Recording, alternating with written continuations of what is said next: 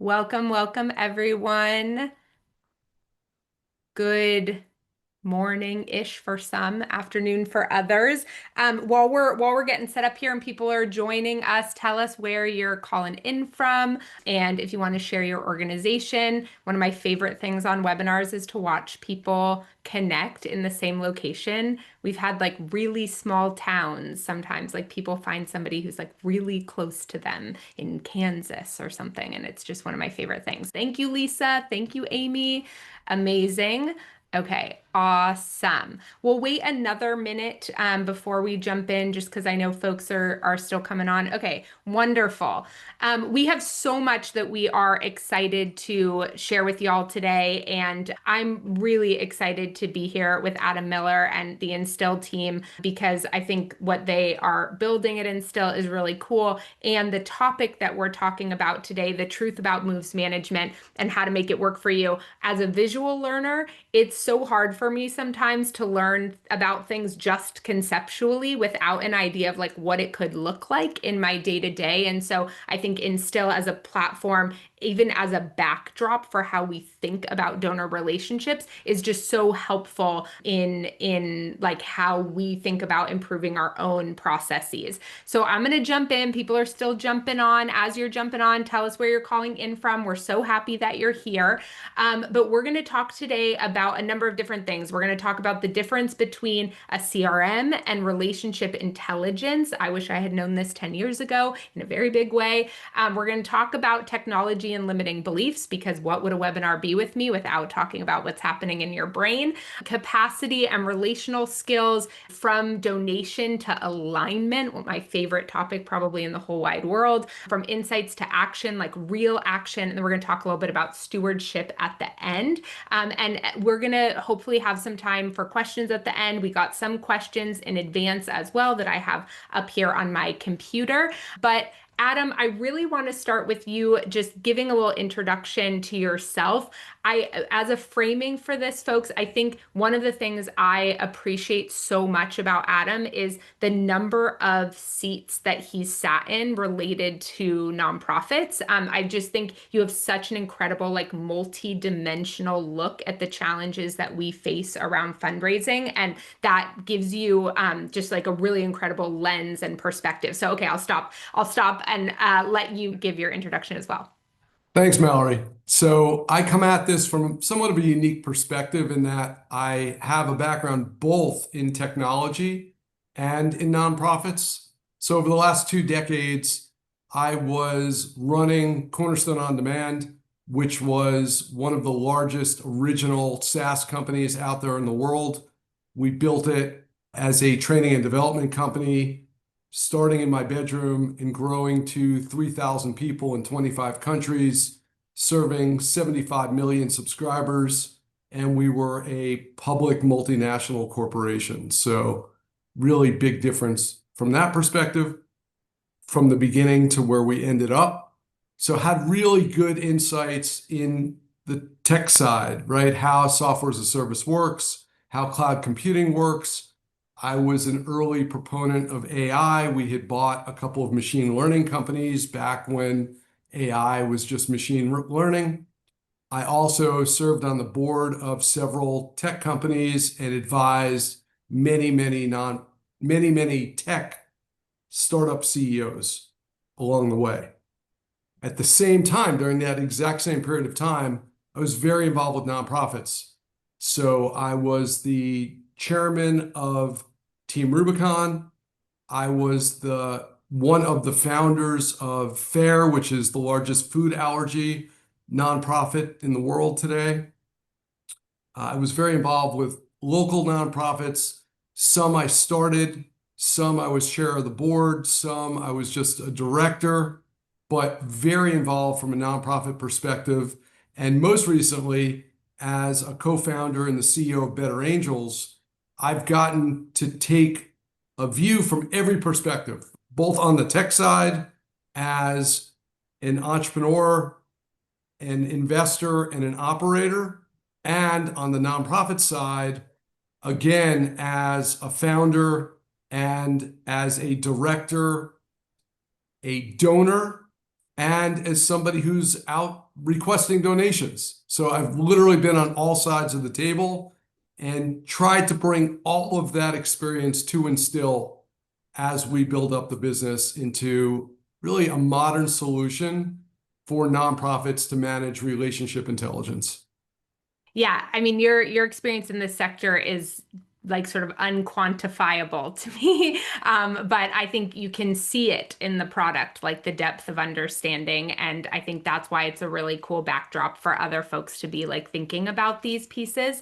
So for those of you that might not know who I am, my name is Mallory Erickson. I am the founder and CEO of Practivated. I am a fundraiser, even though I didn't consider myself a fundraiser for a very long time, but got my start in grassroots environmental and education organizations, and became an accidental fundraiser as I started to get promoted up in that work and was very uncomfortable fundraising. And really, what shifted my experience was becoming an executive coach, certified in habit and behavior design and design thinking. And those frameworks came together and really fundamentally changed the way that I fundraised, both in terms of how much I was able to raise and how quickly. I don't talk about that a lot, but I was able to go from working 50 hours a week to working 15 hours a week and raising 3 times the amount of money because the way I approach fundraising just completely shifted. But I also started to feel fundamentally different doing it, and I started to love fundraising. And then in 2020, just started to share what had been transformative for me with my peers that led to the last 5 years really focusing on trying to improve the lives of fundraisers and help us be able to take action on the most vulnerable and challenging parts of our jobs in ways that feel really aligned and embodied and empowered. So I'm so thrilled to get to talk to you about this today.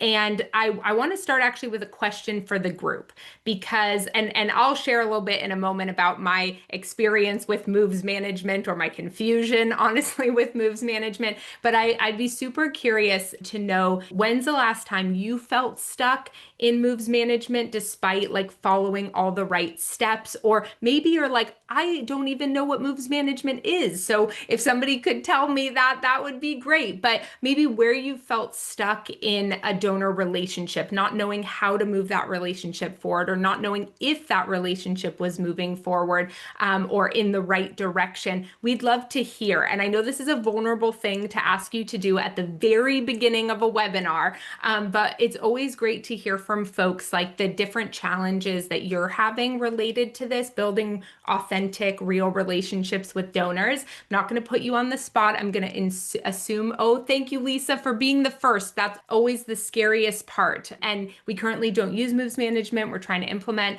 Yes. Okay. Makes total sense. Well, I'm super glad that you're here actually, because you're going to get to kick off how you think about that on the right foot.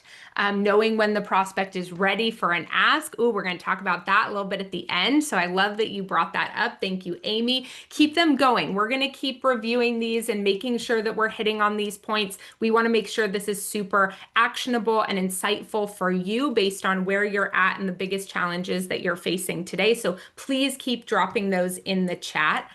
We're not going to actually spend a lot of time talking about what moves management typically is, because I really want to talk about, because a lot of the ways that we think about moves management have been really broken for a long time. So, but I wanted to give a high level for those of you who maybe are coming to this conversation and need some like initial understanding. So moves management is essentially how a donor moves through, or a prospective donor moves through your organization as they're deepening engagement and ideally giving to that organization. So there are these stages that have been identified that donors often, or prospective donors often, get put into these lists under each stage.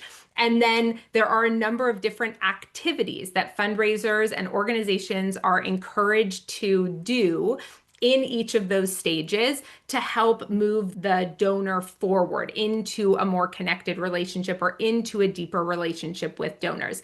But it's very limited view. And honestly, we did this in a circle here, but how I was taught this was like a straight line. It was like identify, qualify, cultivate, solicit, steward. And I really struggled to understand the difference between a lot of the stages because they seem to have overlapping activities in each of them, like cultivating a relationship and stewarding a relationship. There were a lot of the same touch points involved, and I didn't really know what to do to, fully kind of qualify a donor for our organization. So this is like sort of the old school way of thinking about donor relationships and movement. And we're going to actually talk about a different way of doing all of this today. But Adam, is there anything you want to add about like sort of the historical way that we've talked about moves management?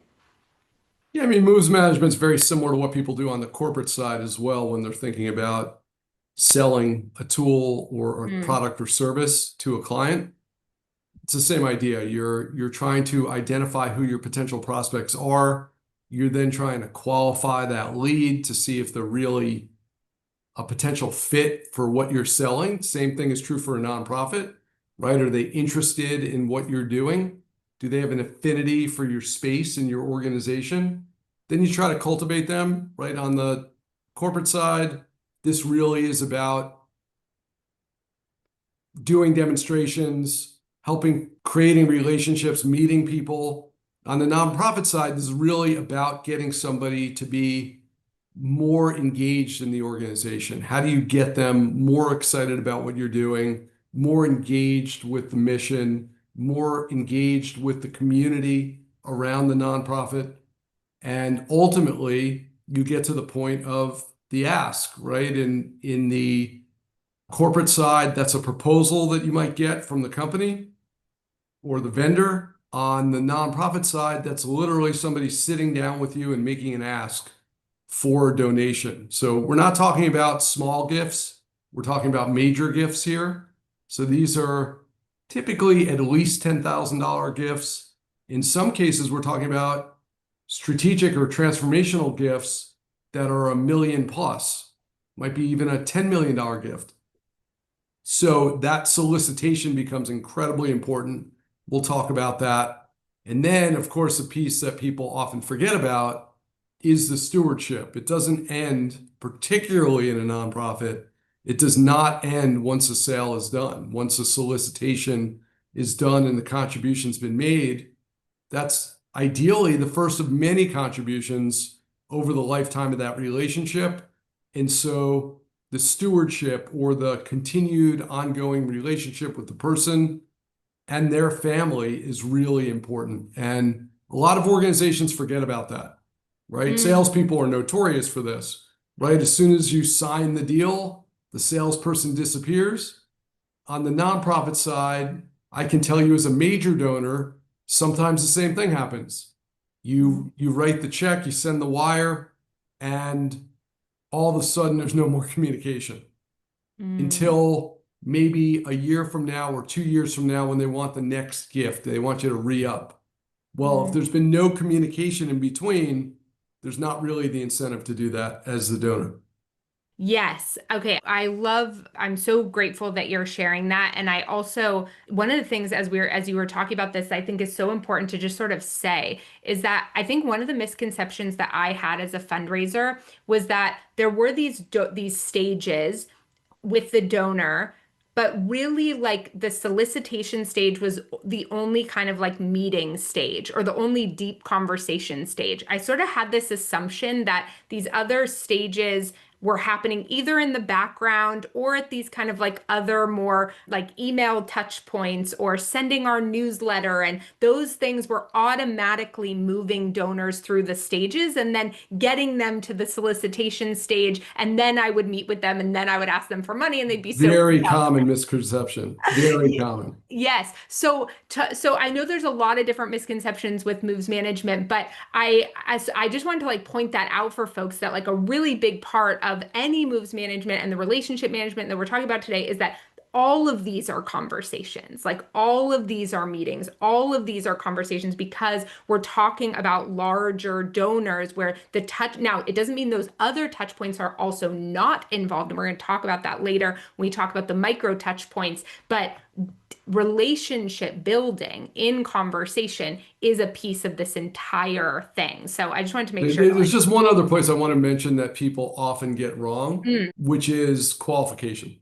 mm, So oftentimes nonprofits believe that because the person is wealthy, they're qualified. And obviously in nonprofits, we talk about people being cap ready, mm, and that's capacity, affinity, and propensity. But people often focus solely on capacity, meaning do they have wealth? And so could they write a big check? But mm, that often is the least important part. A much more important part is affinity. Do they care about your organization? How engaged are mm. they? Who do they know that's affiliated with the organization? And what is their relationship ultimately with the organization? Because that is what drives the big gifts more than anything else. Yes, and we're going to get into this when we talk about the alignment piece in particular. But a lot of times when I talk about alignment, I'm like, alignment is not that person having money and you needing money. Like, that's like Right, what we exactly. think is like a lot. What I used to think was alignment. I'm like, that person has a lot of money and I need a lot of money. So, like, we must be a good match, right? And so, we're going to talk about like, how do you really identify alignment and build those relationships? And I already sort of talked about, what is broken about traditional moves management. But I don't know, Adam, if there's anything you want to add in here too. I had mentioned sort of like the rigidity of the stages versus like real relationship building. We were joking the other day on the phone. I think one of the biggest tensions with fundraisers is that they're trying to operationalize this superhuman experience, right? And we would never put personal relationships on a track and say, here's where I'm doing my research about the background of those relationships. Here's where I'm deciding if I want to invite them for an introductory coffee meeting. Then I'm going to see if they want to bring their kids to the park so I can gather insight on how they parent, right? Like if we did this in like human relationships, it would be bananas. But we try to like say, okay, build real relationships, but also fit everything neatly in these boxes, which I just think as a fundraiser is so hard to like handle that tension. What are other big pieces of moves management that you see as particularly broken? So people sometimes think the path is always the same. And one Mm, of the things that I like the most about nonprofit management is that the path people take with your organization is going to vary based on the person. Some people mm, start out as a small donor, right? They gave you a $10 donation online for some reason. Maybe it was in response to a news event or news cycle that was going on. Sometimes people find out about the organization because they were brought to an event by a friend. And mm, that could be a gala, it could be a lunch, or it could be a programming activity that's happening. Sometimes people wanted to find a volunteer opportunity for their kids. And so they showed up one day because they were volunteering, not so much because they cared about your organization in particular, but because it happened to be at the right time in the right place on the right day. And mm, so that's where they took their kids that day. All of those are ways into the organization. And the path from there also could vary tremendously. mm, Some people, kind of my personal approach is typically to be a uber volunteer before I ever become a major donor. So I'll mm, spend way more of my time to make sure I really am aligned with what they care about and what I care about before I start writing the big checks. mm, And I've seen that happen all the time. You see other people from a membership perspective, right? They start out as a member, but it's not until they start to have a lot of friends who are also members, in other words, develop relationships within the community, mm, that they become more and more engaged and become bigger and bigger donors. And so the mm, paths are different. mm, And one of the things that make moves management confusing is if you think about that linear list and a series of check boxes, you're missing the point that there's all these ways to navigate through that relationship. Okay, that brings us so perfectly to the first thing that we want to talk about here, which is the difference between a database and relationship intelligence. So I always thought, like when I got my first CRM, I was like, this is going to move my donors. Right? Like now I'm going to know the data and I'm going to be able to, track where they're at. And so now that I can have clean data about my donors, that's gonna help with my moves management at the time, which could not have been farther from the truth. And so I wanted to spend a minute talking about kind of like, obviously, we need databases, like we need places where records live and having a database of record, but that is different than managing relationships. And I think Instill, I'm actually going to bring it up right now. I think it's really interesting to look at Instill next to Salesforce, with which it sits on top of Salesforce, right? So Salesforce is the database, but then Instill as a product is on top of it because that's where the relationship management is happening. And even just looking at those things side by side, you can sort of like feel the difference. But talk to me a little bit about what you see here. I mean, this is an example of a constituent who's a corporation, right? So maybe you have a corporate partner that you're working with. In Salesforce or a typical CRM, you'll have the basic data, right? You'll know the name of the contact, you'll know the address of the organization, and maybe you have the opportunity history and or the contribution history. What we try to do is bring this to life, right? So first of all, you can see visually, it's a lot easier to see. But right away, we're giving you a lot more information. So on the left, we're showing you what campaigns are they part of? How are you tagging this organization? Are they already a major donor? You could see at the bottom of the screen, what are the three key notes about this particular constituent? Like, what do they care about? What don't they like you talking about? There's sometimes things Mm, that you shouldn't bring up to mm, a constituent that fundraisers need to know about.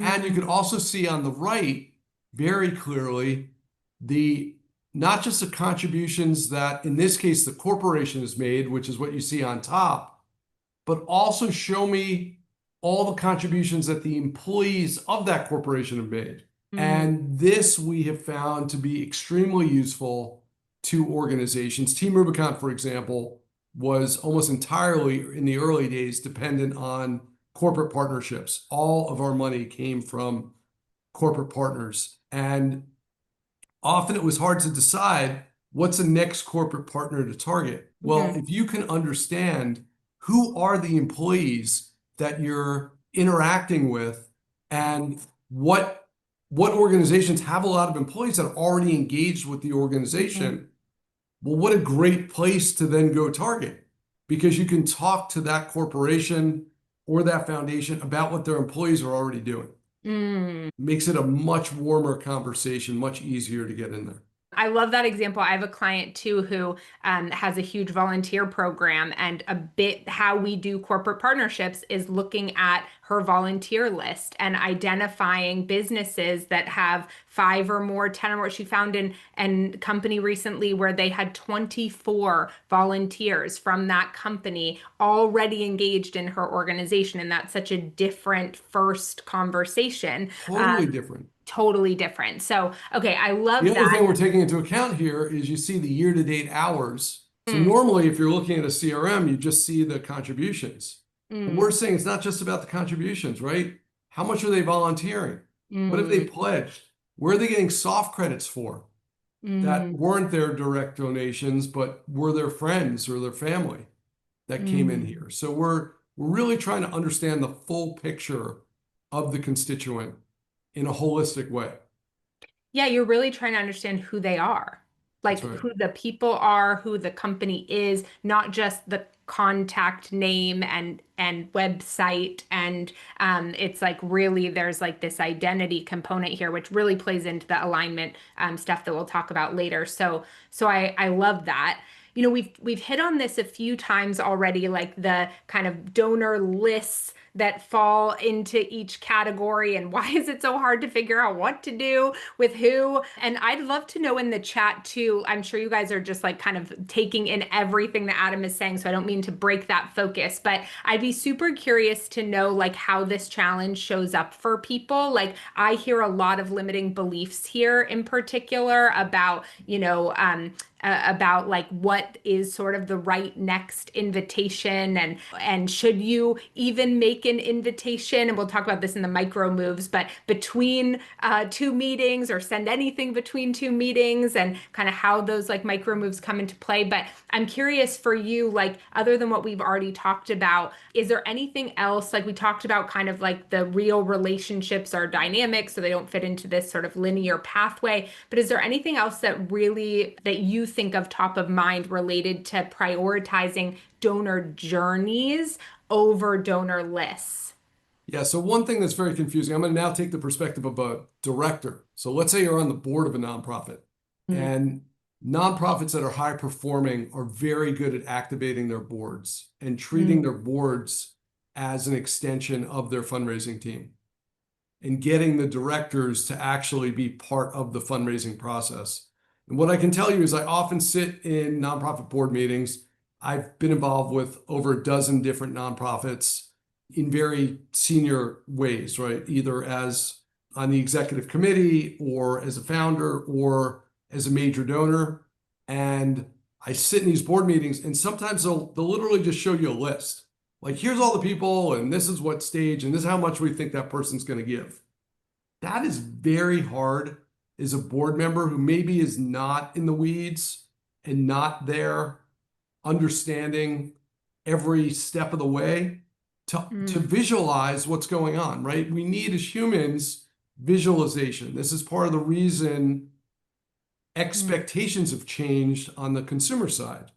And mm, so here you'll see on the right, you see like the list, the typical list I would see at a board meeting. But on the left here, in the instill screen, you see what we call an opportunity board in this case. And what we're doing is or this is a life cycle board. What we're doing is we're able to visualize where are these people in the process. And it's much easier as a board member to understand, oh, I get it now. That's mm, why this person was, I thought they were further along, but they're mm, actually just in meeting prep.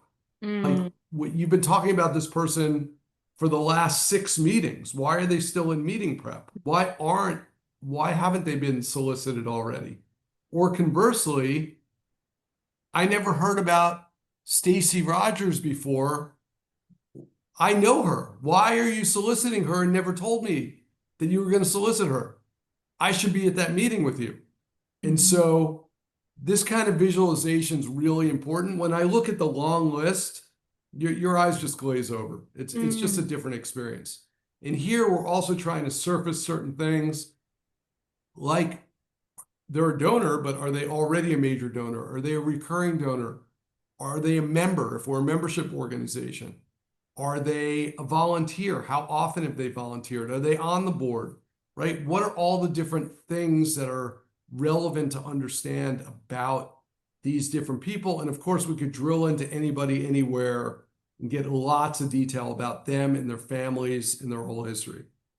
Okay, I don't mean to do a gut punch to anybody who's on this webinar, but as you're talking about this, I'm like, ooh, okay. Number one, I definitely needed this and not my list that I was showing my board that they didn't understand. But also, I think about, I use something similar to this in our business, and it has totally changed my daily activities as a to see where everybody's at in their different stages. And I think about for fundraisers, like I talk obviously a lot about like where resistance shows up in our fundraising. And I'm curious for folks like on the call, how could like this type of visualization or thinking about these pieces start to inform or inspire your action with certain donors? Because exactly to your point, like I would start to notice that so and so was on meeting prep for that long, and I would start to be able to say, oh my gosh, like I haven't had that touch point, or I haven't moved this person forward, in a certain amount of time, or why are they still hanging out there? And as a leader of fundraisers, it would have been so helpful to be able to see this too, because there are so many things like popping up, and you don't want to like kind of question where somebody's at in their process with the organization, but you also want to be able to know like when something like should be moving in a certain way and it's not. Yeah, and somebody asked the question, what are the headings of each of the columns? And what's interesting here is that, and this is one of the mistakes of moves management, is people stick to that kind of basic framework when each organization really has a little bit of their own flavor of Mm, moves management and really should have their own process. So one organization might have 5 steps, another organization might have 9 steps in mm, moves management. And maybe because they're a bigger organization or there's a bigger fundraising team, you want to better understand some of the sub steps. mm, Cultivation, for example, for a small organization with one fundraiser makes sense as a step.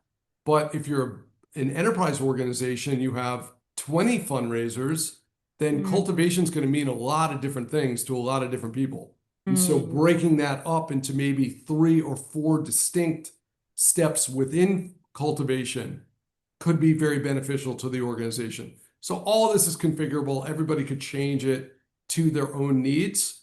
And the defaults are the basic approach, but our team, our partner success team, really helps people understand what is best for their organization. And Mallory, I know you do a lot of consulting about this, helping mm, organizations to understand what's the right process for them, because it's not mm. always the same one that's in the book. Totally. And I love that like customizability. And I think this is where, why I think moves management was so confusing to me, because we did have volunteer opportunities, or I ran an organization where students went on trips and then their parents became donors of the organization. And like, I didn't really know how that fit into just those like lists of where people were at. So I think, yeah, there's so many different models that we have of nonprofit organizations. And so those stages should be different. I'm looking at time, and I know we have so much more we wanted to talk about. So I want to make sure that we go and we talk about the micro versus macro perspective here, because I think this is something that is really like special too, is and maybe I'll actually show this slide to start, which is a lot of how we talk about moves management is like in these really like macro buckets of stages, as opposed to these micro moments that tell us a lot more about who the person is and really where they're at. So, talk to me a little bit about how you think about this. Yeah, this comes a little bit from my Cornerstone days on how we used to track sales. So Mm, early on in the company's formation, we used to track sales based on what stage they were in, right? What was a step that you were doing in the process? And what we found was it was much better to track it based on the subjective opinion of the rep, of the salesperson. Did they feel like this was about to close? How did they think it was going to close this quarter? How comfortable were they, right? What was their mm, confidence in what they were doing? So that's one aspect of it. The other aspect, which is important when you have a larger fundraising team. The other thing that's really relevant here is it's not just about the individual steps, it's about the interactions along the way. So all the major gifts I've given, and some of them are very substantial gifts, were were done not based on typical moves management, right? In some cases, these were relationships that were formed over years of time. mm, And we're going to get into the alignment piece, but even away from the alignment piece, it was about all the interactions along the way and being smart about when to request I go to an event. And, a junior fundraiser might invite a major donor prospect to every event the organization does. But the pros cultivate, curate that list. They mm, understand that, hey, this particular event is one I think you're really going to like. You should go to this one, right? It's about personalization. It's mm, about the little touches along the way. It's the quick text.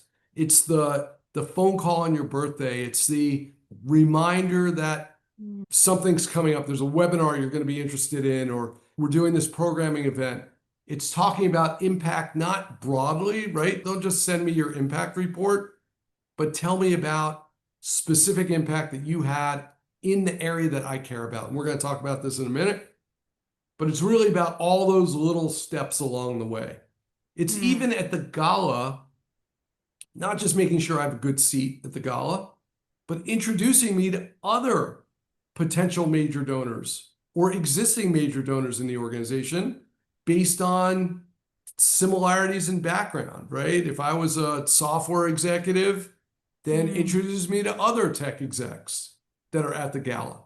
Because now I'm seeing that other people like me are also caring about the organization. And so that increases not just my affinity, but my propensity to give at that point. You know, something that I so appreciate about how you're talking about this is like that piece around don't invite them to everything, be selective and intent. There's just an intentionality there, which really comes back to understanding the person and the individual. But I think like that moment, like I agree, a lot of the like micro touch points are not super time consuming things. Like sometimes personalization is not inviting somebody to something. Or I remember sending an email once to a donor saying, hey, we have this event coming up. I didn't send you a personal thing to it because last time I remembered you didn't like blank, but I didn't want you to feel excluded. So I want you to know what's happening. Just the response I got from them was like just such gratitude for like remembering something about them. And, because I was like, well, I don't want their friend to tell them they went to this and for them to feel like, why wasn't I invited? Even though I Right, knew they didn't right. want to go. And so, like, those tiny little moments, and the better we understand our donors, the better we can take those micro actions. So, I just love that. And I do want to take that as an opportunity to talk about alignment because this is an area where, like, you and I and are so aligned. Intended. And because I think, when you and I were talking kind of before putting together this presentation, this is the difference between the $100,000 gift and the $1 million gift, or That's right. the lack of a gift or the $100,000 gift. And since our conversation actually, But I really think it's less 0 or 100. It's really the difference between the $100,000 gift and the mm, $1 million gift. okay, If talk to me you about get that. this wrong, Mm, you may still get a gift, but you're not going to get the gift you should have gotten. You're not mm, going to maximize your impact. And mm, that's what we're really all about. It's about understanding the person and what they care about. So I'll give a specific example from the other perspective, right? This is me as the person asking for money. At FAIR, which is Food Allergy Research and Education, we're working for the food allergic community. There's 13 million Americans that have food allergies. There's 85 million Americans that are either directly or indirectly impacted by food allergies, 300 million around the world. And we do a lot of different things in the organization. So the organization works on research, it works on advocacy, it does educational programming, it does awareness building, and then within each of those things, it's doing and it does programming for people that have food allergies. mm, And then within each of those areas, it does very specific things. So for example, in research, it does research on prevention. It's doing mm, research on mm, treatment. It's doing research on trying to find a cure. So all of that's great, right? So I have a kid with food allergies, so I care about all of that. And we want to be helpful and contribute to the organization. But if you mm, can figure out the subsector, right, that thin slice of what the person really cares about, you're going to get a bigger gift because part of those micro touches, part of the interactions that you're having are around that very specialized topic that person cares about. And mm, by working with that person, designing what that gift might look like or what that program might look like, and then help having that person understand, well, to do that program, to go that deep, to actually achieve that goal, it's going to cost X. Well, now that person understands to really get this done, it's going to cost X. And so if you really want to be the one to get that done, you have to give not $100,000, but $1 million to make that happen. And that's what gets people to make the big gifts. And I think that's often lost. This gets into the ask, but it's really about the cultivation also. You're Mm, cultivating the person around the thing they care the most about. And even small organizations, Better Angels is not a huge organization, but we have 5 different pillars. We don't make asks about the organization in general. We try to understand which pillar do they care about. Team Rubicon, some people only care about disasters in their town, others in their state, others in their country, others actually only care about things internationally, mm. or they might care more about veteran engagement. It depends what they're most concerned about. But if you can understand that and tap into that, that's where you get not just the highest alignment, but the highest affinity and propensity to give that big gift. Okay, I love that. And, I think I'm glad for your correction earlier about 0 to 100,000. I was also thinking it's like the difference between 2,500 and 5,000 and that 100,000. We had some questions coming through to us about challenges that people are having. And this seems to be a really common one. Like we see this donor who says he has a lot of affinity to our work, and we see the capacity could be over $1 million, but he's giving 5,000 every year. Like I think this is the piece. And in Instill, you all have a great way of like keeping track and kind of top of mind some of the like key notes here that I think, when mixed with all the different ways that they engage in their activities, can really like surface some of those insights that then also like this is why conversations are a part of everything. Exactly to your point about like cultivation, like where you're doing this work versus the ask.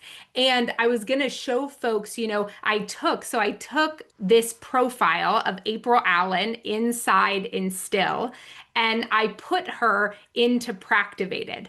And so, Practivate is our donor conversation simulation tool. I built her profile inside Practivated.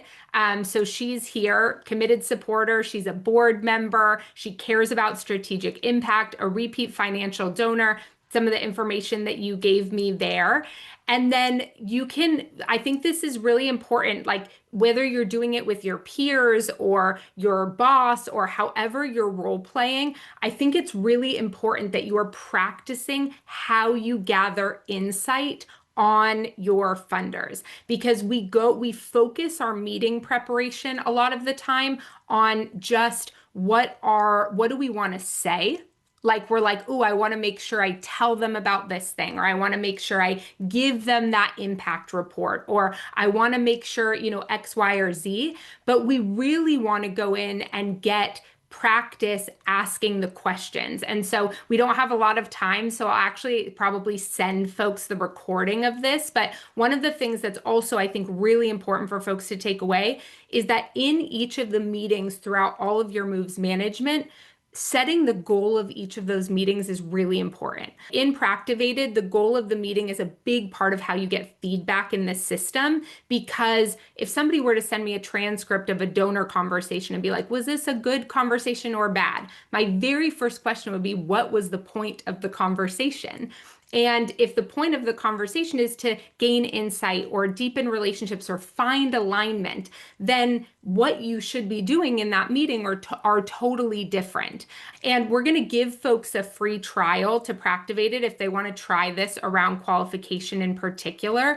And if you do that, one of the things I want to recommend is, so I talked to Alice before this meeting, and these are my scores. Look at that, you guys. I did not increase her feelings of empathy during my conversation. That's super interesting to know. She increased her feelings of alignment, connection, belief that her donation can make an impact. But then let's see how I did on insight gathering. So active listening, I did okay. Whoops, close that. But what I would do if you use, and my team will drop the free trial, is I would go in and inside insight gathering on your practice sessions, you can bring our coach in around how to improve in this area. So let's just get a tip. Hello, Mallory. How can I support you in improving the insight gathering? I've seen your feedback and conversation. Let's explore how we can strengthen this area together. Can you just give me one tangible takeaway for how I could have improved my insight gathering here to learn more about Alice? You were close. Alice offered several cues about what matters to her: strategic, equity focused investments with long term impact. But one missed opportunity was to follow her question: do we have a sense yet of how those kids differ from the core population? With a deeper inquiry into why she asked it. Next time you hear a question like that, try responding with, "That's a great question. I'm curious. What made that difference stand out to you? Is there something you're wondering or watching for in the populations we reach?" This keeps her insights flowing and gives you more of her criteria for decision making. Want to try revisiting one other point in your conversation where you could have opened up a deeper insight like this? So I love this advice because I think, Adam, this is exactly what you're talking about, which It's is so, Mallory, it's so great to get people to practice this beforehand. I mean, I'll give you a different example with Better Angels. It's focused on homelessness, and there's a technology pillar and an affordable housing pillar. And the assumption that the chief development officer made was that the real estate prospects would be interested in housing and the tech prospects would be interested in technology. mm, But if you go in with that belief and are not listening, you may mm, miss the fact that the tech people actually are much more interested in the housing because mm, that's something that they don't get to do mm, normally. And so they think that's interesting, whereas the technology is something they do day to day, and they're not that interested in that because that's their day job. So a lot of times mm, what people care about is different than what they're doing day to day on purpose because they want balance in their life and they don't want to just be siloed to one single thing.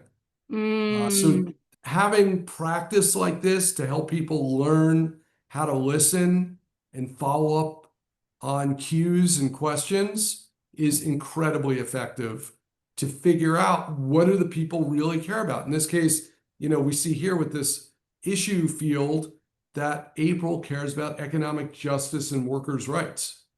Now, we may do 10 different things. And so if we talk about the organization as all 10 things, it's a little bit like inviting me to every event. I don't really care about all 10 things. That's generic. You're pitching Mm, me generically. mm, If you want to pitch me in a personalized way, then send me the specific thing I care about. Talk to me about economic justice. Next mm, time we go to a meeting, bring a subject matter expert in mm, workers' rights.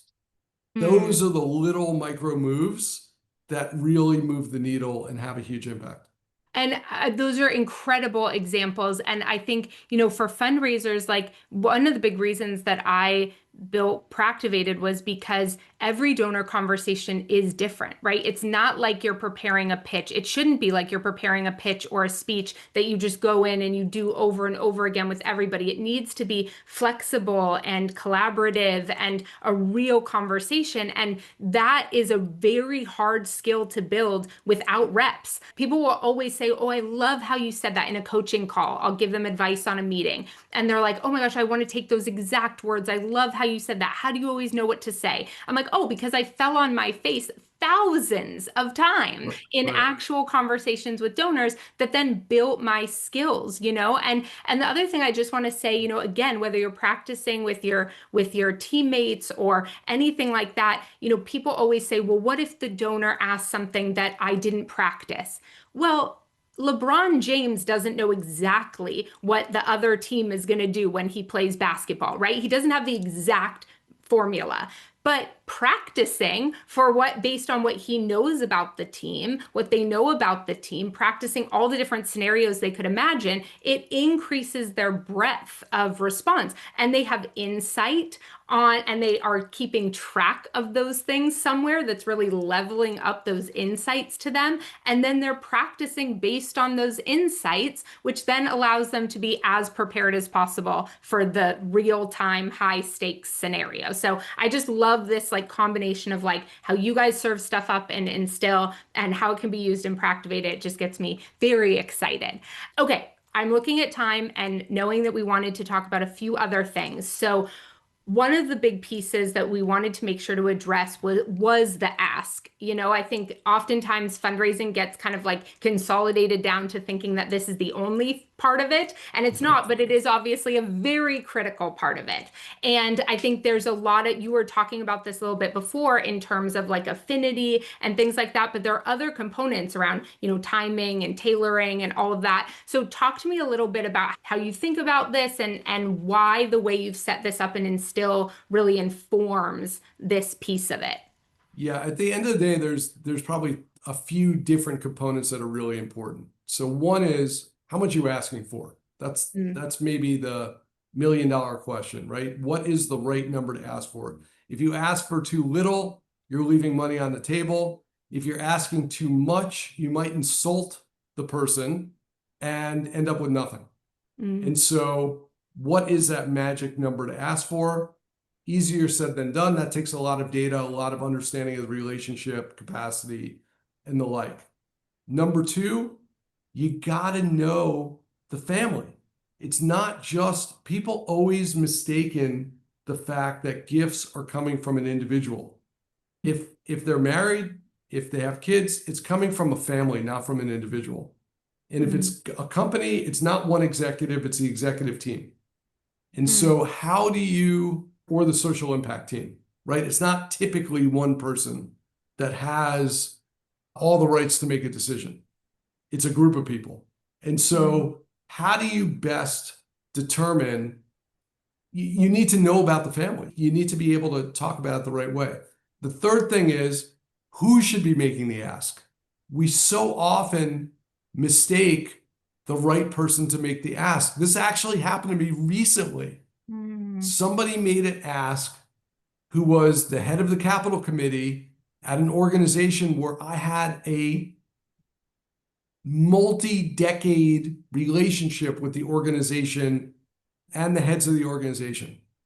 It made absolutely no sense that the recent capital committee chair was making the ask. To me, it was completely insane that they did that. And it failed. It failed. It was a complete failure. But when we're talking about somebody else making the ask, which often is the executive director, the CEO, a board member, right? It's somebody or the head of that. We just talked about alignment, right? It might be the head of the division that's going to run that initiative that you care about. Those are the right people to make the ask, but they're not the fundraiser. And so how well has the fundraiser briefed the person that's making the ask? And so much like Practivated using AI to help develop the skills to interact with the prospects, we're using AI to help with the briefing because we understand that it's not necessarily the person that's been cultivating the relationship that's actually making the final ask. And so being able to convey that data in an understandable way so that they have the right understanding of what the person cares about, what they've already done for the organization, and what you should be asking for is super important. And this gets messed up all the time. And even as part of this is the thank you, right? Who do you thank? So often organizations have sent a thank you letter in a very nice way to me, thanking me for the gift. And what they forget is that my wife opens all the mail. And if her name is not on that letter, you're never getting a gift again. Like that's it. So understanding the familial relationships, understanding what they care about, following up with them, not with the generic impact report, but on the topic that they cared about, right? It goes back to alignment. What did they care about? Because you don't want it to be a single lifetime gift. You want it to be one of many gifts over time, and helping them understand the thing they care about in your organization is what's going to drive that. And also understanding sentiment. So, is the person doing more or less? How are they feeling in their interactions? Are they happy to be interacting with you? Or are they feeling either passive or perhaps even annoyed in the conversations, which does happen? And so, understanding the connections for the individual, for their spouse, and for what needs to happen is super important.